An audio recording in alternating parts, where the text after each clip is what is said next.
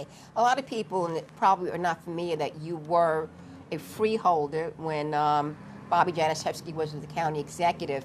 And I remember when the county executive wanted to put in an incinerator when you were a freeholder. No. And I remember the battles there.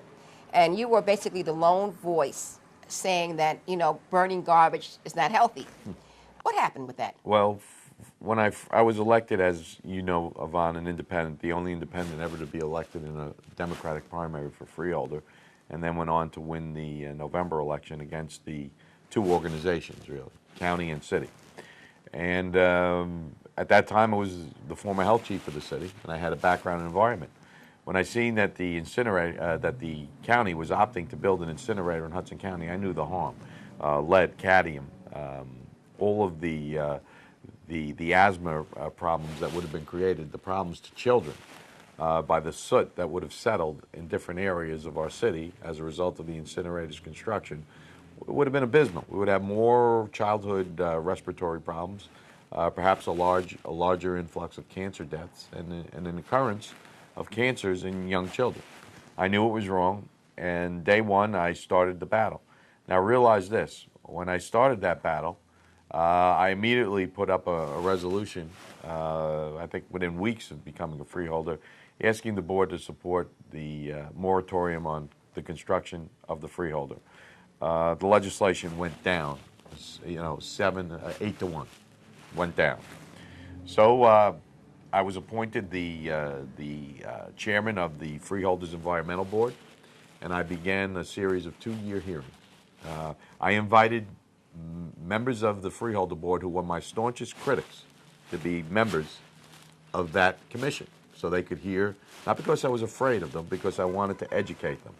At the end of 2 years of hearings from state officials, from environmental groups, from the incinerator authority industry, the committee, including the staunchest supporters of the incinerator, unanimously agreed with me that an incinerator would have been a very disastrous thing for the health and environment of our county. They recommended to the rest of the board that the project be terminated, and despite all the money, despite of all the special interests that were behind this project, the Hudson County Freeholder Board stood up and said no and defeated that project. Unfortunately for me, I ran for mayor, and that industry lined up against me, and as usual, the special interests always get you at one point in time, and that's what happened. Well, I thought you did a very good job, so I just thought from that came recycling, which we have today. I'm quite sure. Yeah, I was a remember big that. proponent of the recycling efforts, and a lot of the recycling efforts that have been since evolved in many of the county municipalities, even outside of Jersey City, besides Jersey City, were a result of the decisions made then not to incinerate. Okay. You initiated many bills in your assembly term when you were there for 4 years. Do you think you made a difference, and why? And what particular bill are you really proud of? The bill I should be the proudest of is a bill that nobody even knows about or won't even care about, maybe, but it will have the most effect on their lives, and that was the Highlands Preservation Act, which for perpetuity preserves the reservoirs, Jersey City reservoirs, and the reservoirs of this state, that no development can occur on their borders, and that for perpetuity our drinking water will forever be protected in this state. And that's something, if you've ever taken a trip up into the reservoir area of Boonton and those counties, that you can't appreciate until you go there. And people take for granted. They go to their faucet every day, get a glass of water, drink it, and don't take for granted what it takes to preserve that.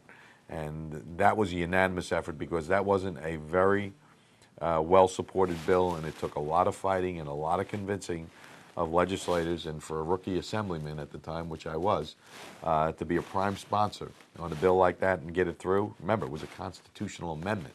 It also had to be hand in hand with that bill. It was a mighty accomplishment. But aside from that, I'd like to look at my job on the special committee for property tax reform, which I sat. I sponsored the bill that gave our residents the largest property tax rebate in the state's history, which unfortunately the governor now is rescinding. On crime, Operation Ceasefire, The anti-gang bill, which makes it a second-degree felony for thugs to recruit high school students or kids into gangs.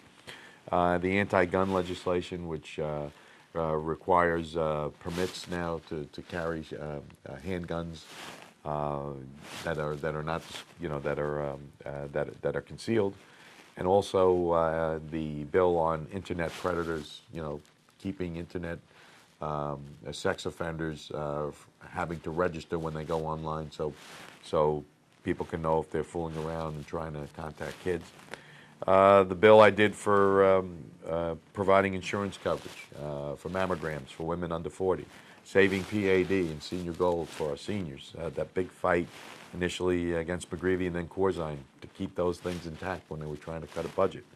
The bill to provide health care workers to seniors at home rather than them being forced to convalesce in a senior nursing home and give up their their homes and give up their capital in their homes in order to go into a nursing home. We said if someone could be treated at home and convalesce at home, then home health care and insurance should cover that. That was a very successful bill, raising the minimum wage for workers. The Port Newark Elizabeth bill, which basically called for Jersey City kids to finally get jobs in warehouses, and more importantly, a bill that didn't get done but finally broke the wedge on second chance opportunities was the expungement reform bill, which I argued for nearly 6 hours one day in my caucus. And finally, Peter Barnes, an FBI guy, said, that guy's making a lot of sense.